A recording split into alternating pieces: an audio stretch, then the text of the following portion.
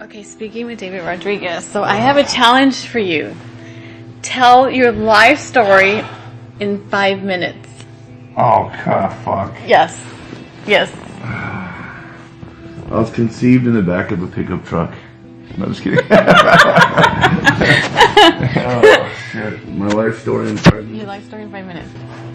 I was a young, troubled kid who got into a lot of mischief, a lot of trouble, breaking the law all the time. Now, I'm real charismatic and charming now, at least I like to think I am now, but when I was a kid, picked on for that and beat on and bullied as a kid. And then I started finding trouble because, you know, it was just an easy outlet to lash out. And then one day, a police officer saw me at the boxing gym, and I was working out because I couldn't play football because my grades weren't good enough and I was getting kicked out too much. So the only place that accepted me was a boxing gym. And he saw me working out, and like I used to make like the whole fucking gym stop and stare, like saw like how good I was, you know. And he basically came up to me and said, and I recognized him because he was the motherfucker that used to arrest me all the time. He's arrested me a few times. So he saw me, and he saw all this promise in me, and he goes, man, we can't let that talent go to waste. So he made a promise to me that he would pick me up every day from school if I continued to go to school, and he would take me to the boxing gym. So he did. Picked me up every day from school, took me to the boxing gym. All the anger and depression and anxiety and pain that I felt growing up, wherever it came from as a kid, all of a sudden I had this new place to go to and let it out. And then all of a sudden my dreams started flourishing, like, hey, I want to be a champion. I'm that good, you know? And it became an everyday necessity to go to the gym because it was my safe haven, it was my sanctuary.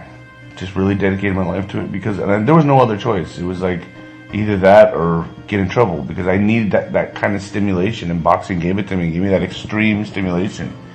Years and years and years of that. You know, I still got in trouble here and there, but I kept pretty straight, as straight as I could.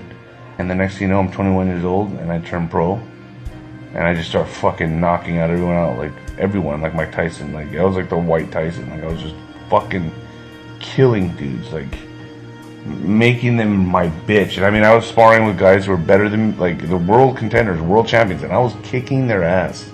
And I was like 21, 22, 23 years old. Like I had this phenomenal power and phenomenal speed that nobody's seen. And I had just really just fucking really protected it and groomed it and made it something that was special.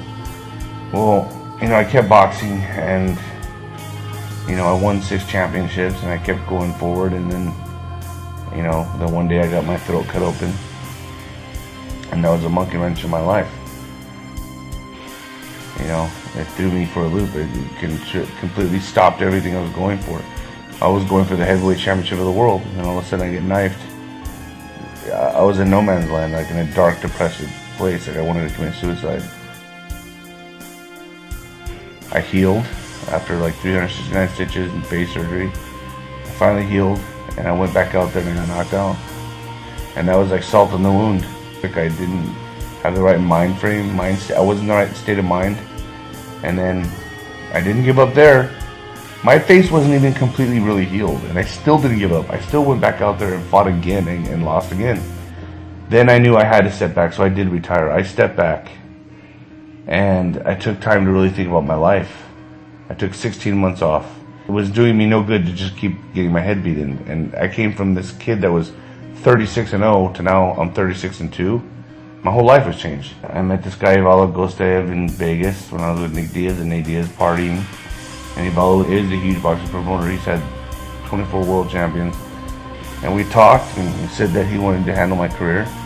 I told him I was retired and I had no desire to come back, but I thought about it for a while.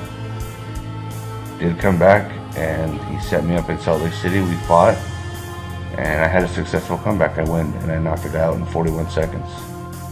Through all this time, I was also creating Lucid Love, which is an anti-bullying organization where I was doing tons and tons of public talks to schools.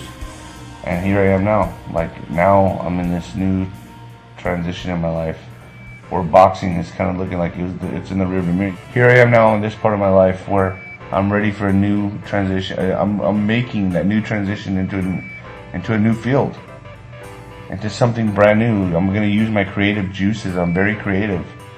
I'm going to use my creative juices to catapult me into something much bigger and better, and have a much more much more fulfilled life. And so I wish I could have got more out of it, but maybe getting more out of it is this next chapter in life. Maybe this is where it was supposed to lead me. So there you go.